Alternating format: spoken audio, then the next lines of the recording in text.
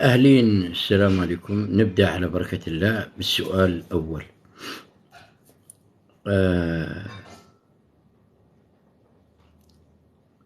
نبدأ بالسؤال الأول.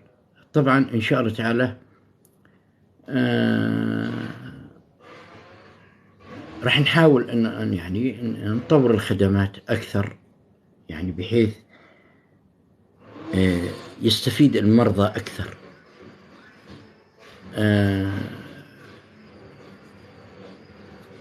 إن شاء الله تعالى نبدأ بالسؤال الأول. الغضروف أسفل الظهر. الغضروف أسفل الظهر نأخذ خوا جوا، خشب اسمه خشب شجيرة اسمه خوا جوا، وفي ناس بيسموه خوا دواء، موجودة عند العطارين كل الدول العربية. خوا جوا، أو في ناس بيسموه خوا دواء شوي كده، وحنظلتين، حنظلة يابسة أو ثنتين، نغليهم مع زيت زيتون، كوب كبير زيت زيتون، ونتركهم يبردوا، ثم نصفيهم بمصفاة ناعمة. ثم نأخذ ملعقة كبيرة، ملعقة وسط من بذور الحرمل المطحون، بذور الحرمل مطحون، نضع عليهم قليل من نخالة القمح، ونأخذ الزيت اللي عملناه، خلطة الزيت اللي عملناها، ناخذ شوي ندفيهم ونعجن فيهم الحرمل المطحون مع نخالة الخبز، نخالة القمح، نعملها مثل الرغيف ونضعه على مكان المشكلة، خشونة ركبة أو ديسك أو لقوة أو هوى الراس وتنميل الراس، أو الرقبة إذا في وجع، أو الديسك، أو انقراض الفقرات، أو أوتار الركبة، أو وجع بالمفاصل، أو روماتيزم بالمعصم. مكان المشكلة نضع عليه عجين من هذه العجينة ونربطها وننام، أو الغضروف والغضاريف، ونربطها بكيس نايلو من الذي نغلف به الطعام، وثم بشماخ، بغترة، بأي شيء، وننام. وصباحا ننزعها، نشيلها ونرميها. نكرر 7 أيام، ثم نرتاح 7 أيام، ثم نكرر 7 أيام، تشفى إن شاء الله تعالى. وتغير إذا ظهرك بيوجعك أو ركبتك تغير الفراش، لأنه احتمال كبير يكون الفراش ما هو زين، غير مناسب لركبتك وظهرك. ولو وسادة، تجيب وسادة طبية تشفى إن شاء الله نهائيا إن شاء الله تعالى. نفس الشيء لخشونة الركبة، للمفاصل، للركبة، لأي شيء بيتعلق بالمفاصل. فلا أحد يسألني عن المفاصل، أعطيتكم الخلطة.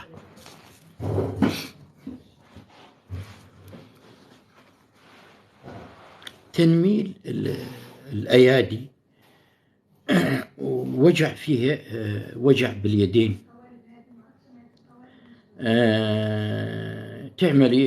تعملي تحاليل للمنغنيزيوم، زائد تأخذي حنظلة يابسة وقنطريون، زهرة وعشبة القنطريون كده، ونغليهم مع كوب زيت زيتون،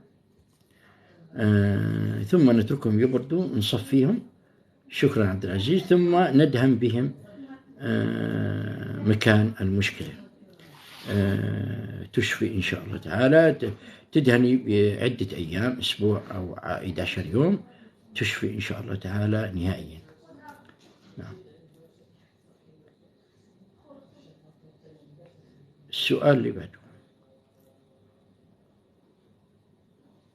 علاج الشحنات. علاج الشحنات غير العلاج، شلون يعني؟ واحدة بتقول علاج الشحنات غير العلاج، شلون يعني؟ السؤال اللي بعده، ما رأيك بالمكملات الغذائية؟ هل هي مفيدة؟ إذا أوروبية مفيدة، إذا مصنوعة بأوروبا. أما إذا مصنوعة بأمريكا لا، أو أي دولة ثانية لا، لازم أوروبي. أما الباقي خرط بخرط. السؤال اللي بعده،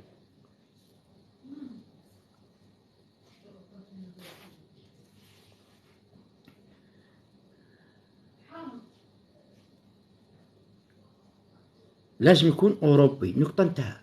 صناعة أوروبا. غير أوروبي لا، كله خرط بخرط وتضييع للوقت. السؤال اللي بعد.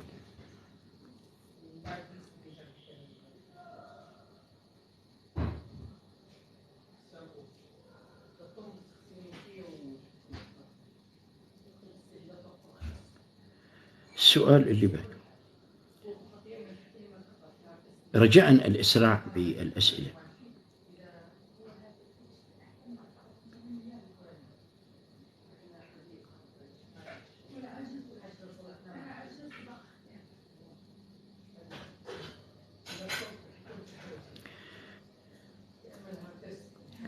وجع الظهر ذكرته.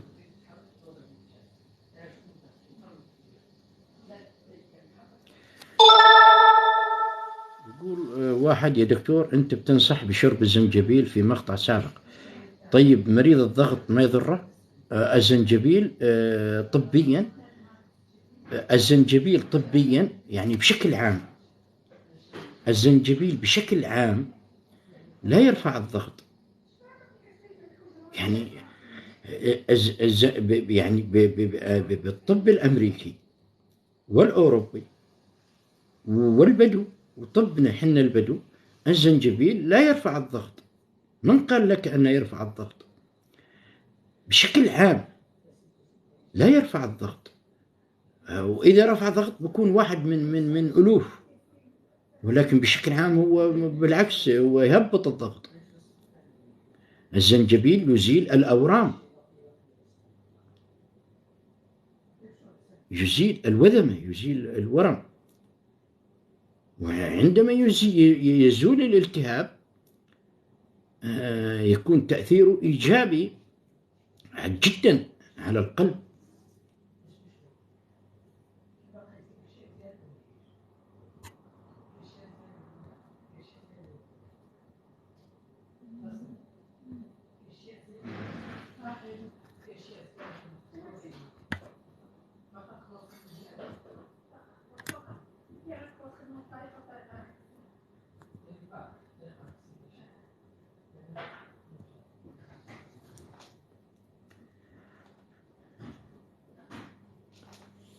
غازات البطن، غازات البطن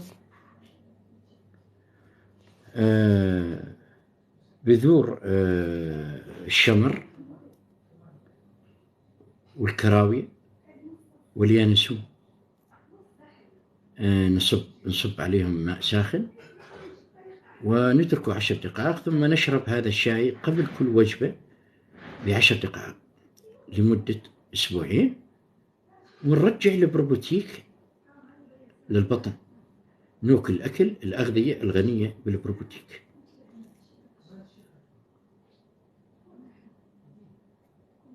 نعم.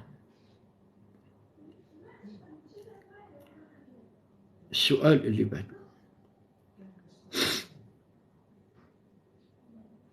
رجاء التكبيس يا شباب إذا سمحتوا.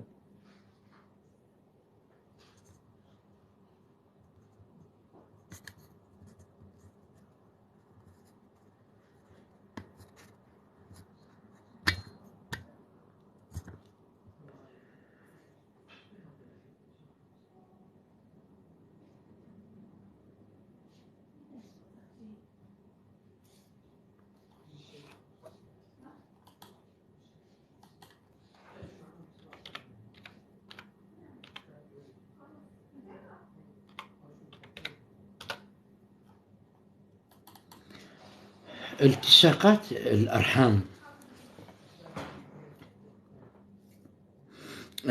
في عندنا برنامج رائع جدا وسهل لالتصاق الأرحام، التصاقات بالأرحام.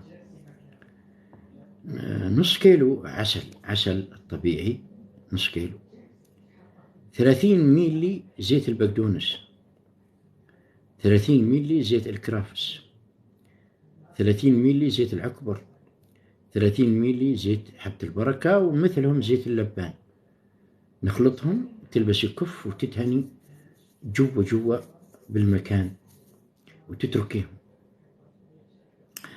زائد تشربي شاي طبيعي آمن مكون من الزنجبيل، كمون، مريمية أي مرمرية، بذكركم، وبذور الفلفل الأبيض الغير حار، والبابونج والحبق،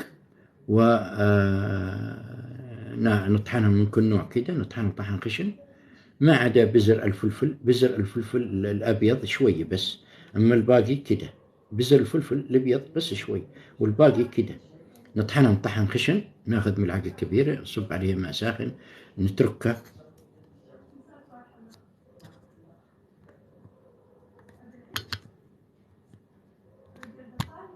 نتركها 10 دقائق. بعد 10 دقائق نحلي بعسل أو تمر، ثم نشرب قبل كل وجبة. زائد في نبتة جميلة جدا اسمها وينج كاي. علبة كبيسولات، تأخذ كبيسولة الصبح والظهر والمساء قبل الأكل بنص ساعة، إما تشفي نهائيا إن شاء الله تعالى أو تتحسن كثيرا إن شاء الله تعالى. نعم.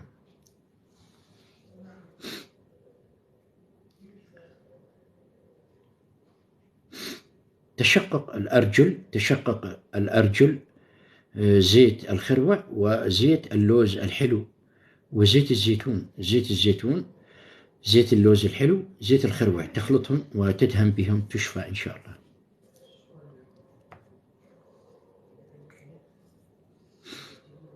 وتأكل خميرة البيرة حب الصبح والظهر والمساء أفضل يعني.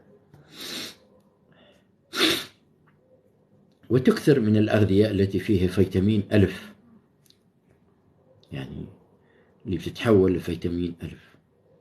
علاج الركبة ذكرنا. الكحة والزكام تغلي ورق الجوافة،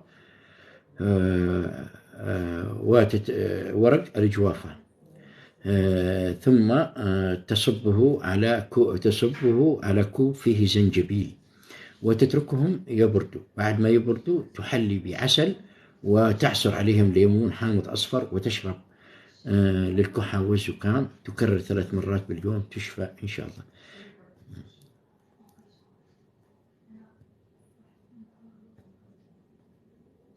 السؤال اللي بعده.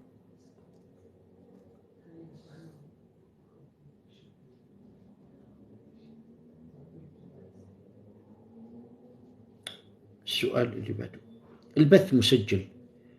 اللي راح عليه السؤال البث مسجل، نضعه بحطه بقناتي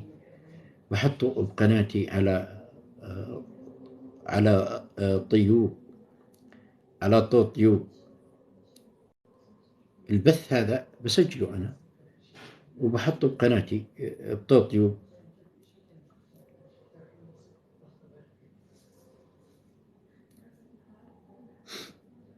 نعم. السؤال اللي بعد. تنزيل الدورة عن زروت مرة، نطحنهم كالبودرة ونصب عليهم كوب ماء ساخن ونتركهم للصباح. صباحا نشربهم على الريق ونكرر 3 أيام متتالية.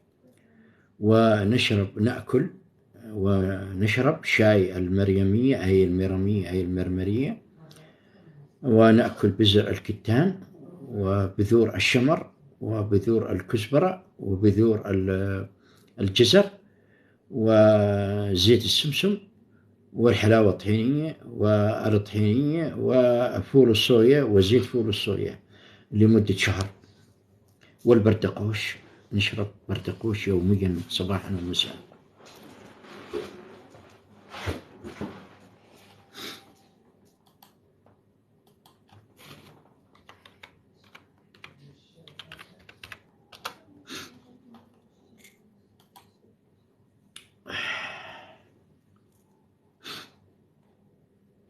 السؤال اللي بعده.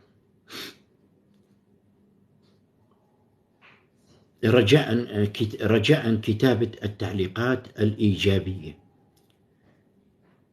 رجاء كتابة التعليقات الإيجابية. الأخ عبد العزيز، شو سؤالك؟ الأخ عبد العزيز، ما هو وش سؤالك؟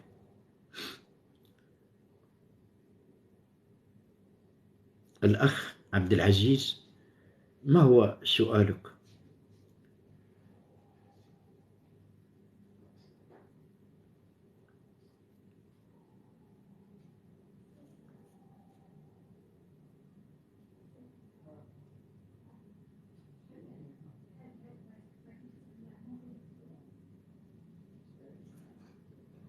ما هو سؤالك؟ علاج الإمساك. الإمساك نأخذ ملعقة كبيرة من الحلبة وثلاث ثمرات من التين المجفف، نقطعهم قطع صغيرة ونغليهم مع كوب من الماء، وبعد أن يبرد نشربهم ونأكلهم كلهم قبل كل وجبة ب10 دقائق لمدة أسبوعين. ونأكل نأخذ ملعقة صغيرة من بذور القطونة أي السيلينيوم، وملعقة صغيرة من بذور الشيا، نضعها في كوب ونصب عليها كوب ماء بارد ونحركها جدا، ثم نتركها 5 دقائق فقط لا غير، ثم نرجع ونحركها جدا، ثم نشربهم كل يوم مرة واحدة قبل الإفطار لمدة شهر. تشفى نهائيا مدى الحياة من مشاكل القولون والأمعاء والإمساك والإسهالات وضعف تمعج الأمعاء. نعم.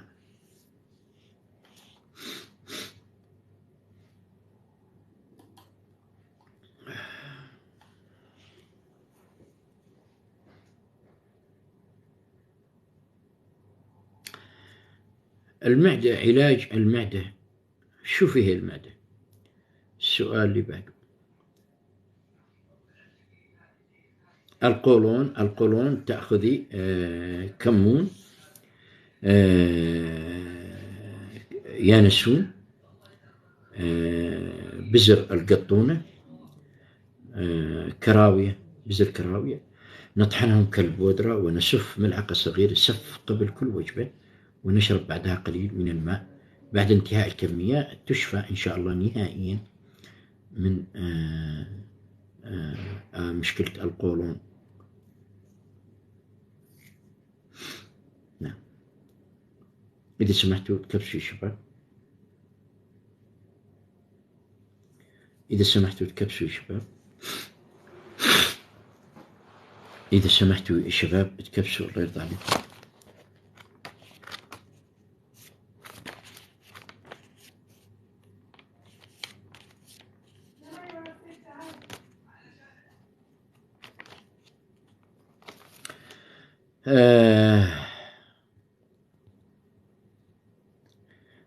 أم علاء القادري تسأل عن الهبات الساخنة.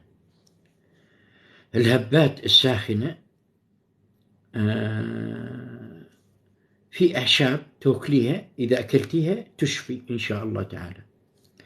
جذور الكهوش السوداء، جذور الكهوش السوداء كبسولات، واحدة الصبح، واحدة الظهر، واحدة المساء. كف مريم اشربي. ورق التوت، البرسيم، ورق البرسيم الأحمر، اعملي كوكتيل واشربي. عشبة اسمها دونغ كاي، كبسولات، حب الصبح حب المساء لين تكمليهم. إذا ما عندك سكر، ما عندك ضغط، اشربي أيضا عرقسوس، شاي أخضر، مريمية أي ميرمية أي مرمرية، بطاطا حلوة،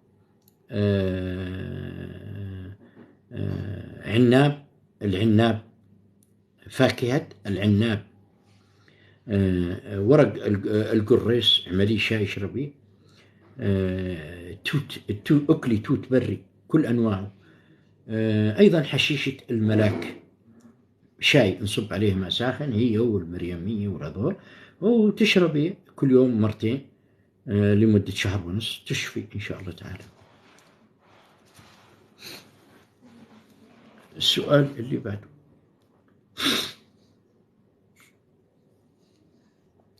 تساقط الشعر. تساقط الشعر نأخذ تساقط الشعر، نأخذ المقل السعودي، وفي ناس بيسموه المقل السعودي، وفي ناس بيسموه المقل المكي.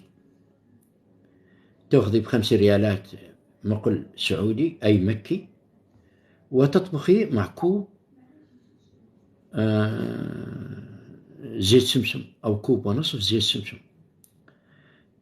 تطبخيهم ما يحترقوا، يعني تسخين جيد جدا، مش لحتى القلي، لا يعني تسخين جيد جدا بس، ونتركهم يبردوا. بعد ما يبردوا نصفيهم وتستخدميه فقط هو للشعر.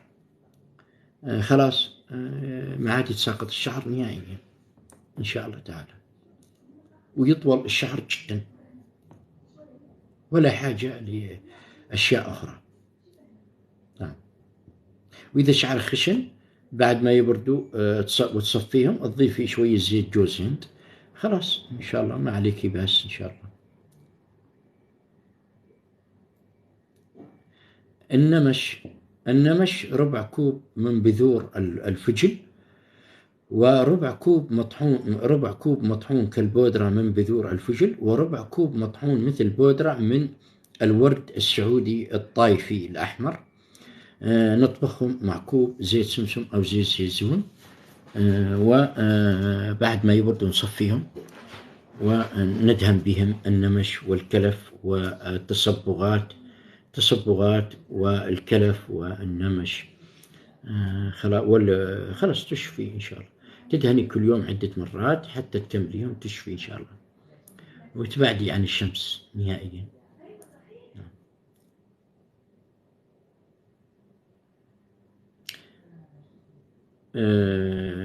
راح أوقف البث. ما في تعاون، ما في تكبيس، الدعم 0، التكبيسات 0، ولذلك أنتم بتضحكوا علي. مع السلامة.